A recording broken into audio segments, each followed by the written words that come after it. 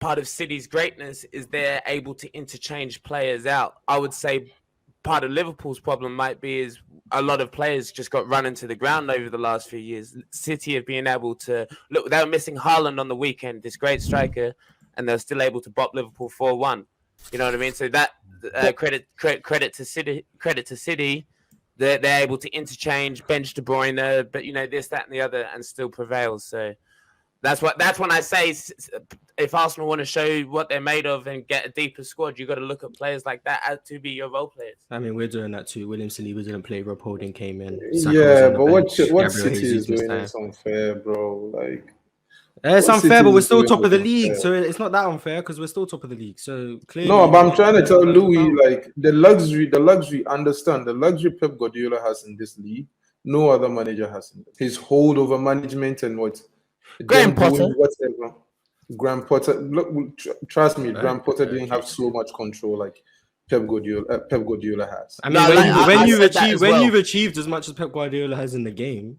I'm not saying he doesn't deserve it. I'm trying to let Louis understand. Not everybody can do what Pep Guardiola is doing when it comes to signings and stuff like that. No, I would say some of those Chelsea signings I think are a bit like Andy Carroll was. New owners coming in and wanting to say, "Here, we've got some money," and splashing money. I don't think Graham Potter probably knew much about Mudryk before he's coming in. To be how much did Chelsea spend from let's see this point last season to this point this season, and how much did they spend? Because I saw on something that I think during the summer they spent like 300 mil, and then during this transfer it's about 600 plus. 600, yeah. That's ridiculous, bro. We've had youth players being able to we've had the possibility of keeping people behind to add to squad depth, but we just have chose to either sell them on or put them on loan. I feel like with Man City, as much as they've spent the money, they've bought players that not necessarily people would have been dying for to add to their team, because everyone always wants a starting player to come into their team. They've been able to include people like Nathan Ake, who probably wouldn't have been on everyone's top list, and he's been included into this squad and has come in when you need to kind of rotate and hold the fitness levels of players, and fatigue does come later on into the end of the seasons. People like Nathan Ake's fresh legs, Riyad Mahrez, Jack Grealish, it's been massive inclusions. No, yeah, Nathan Ake's had a great season, a very, very great season. He's been able to step up and step in. Maybe not as such in the World Cup, but at the club level, he for City, he's been great. In the World Cup wasn't bad either, bro. Pep's a very sly person. He knows how to rest certain players in certain areas. He knows how to motivate players. When you don't see Foden playing for ages, but then all of a sudden he gets played and then he turns into a beast. Same with Riyad Mahrez, is what he done with Riyad Mahrez, and now he's just rotating around with his defense. Like, look. We were all talking about Laporte being probably one of the best defenders in the league. He can't sniff a game back into this new starting 11 for City. So Pep's a very smart person in managing fatigue and fitness. I do agree. As well as getting the players like for squad level depth is like not many people in the world would. Well, Gundogan, if you know football, you know Gundogan's a top player.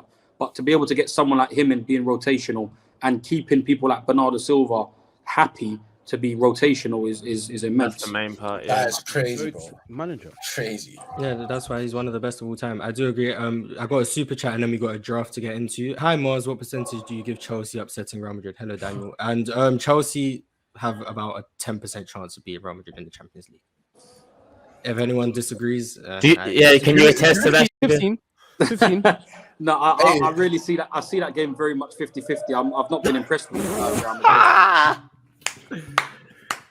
Real Madrid Chelsea is 50-50. The thing is if you've come up with a debate for saying that AC Milan has got a better chance of turning over Napoli, who've probably been the best performing European side and most consistent side this year, yet we obliterated AC Milan over 2 legs in the group stage, then it's a very weird complex. Like, Chelsea seem to turn up against these big sides. When we play against teams that don't really want to defend, as shit as we've been, we do find ways to be able to attack them. And Real Madrid have never really kind of, even in the last year when we got knocked out, I don't think they were great over the 2 legs. I feel like we gave them the mistakes from Mendy and that. And when we brought it to the Bernabeu, we turned it on them. But extra time killed us. But yeah, I don't think they're special.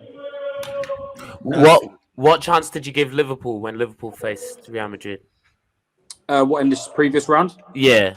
I gave them a half decent chance. I haven't really rated Real Madrid this No, year.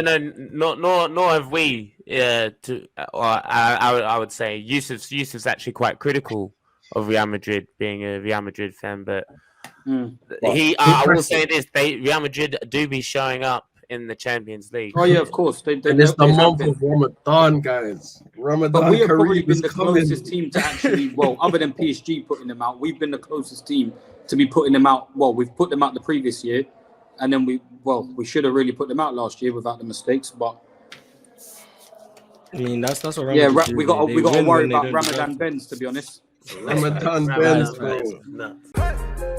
It's the player choice way. Yeah, them boys don't get it started. The player choice way. Yeah, the player choice way. Come and switch lanes into the player choice way.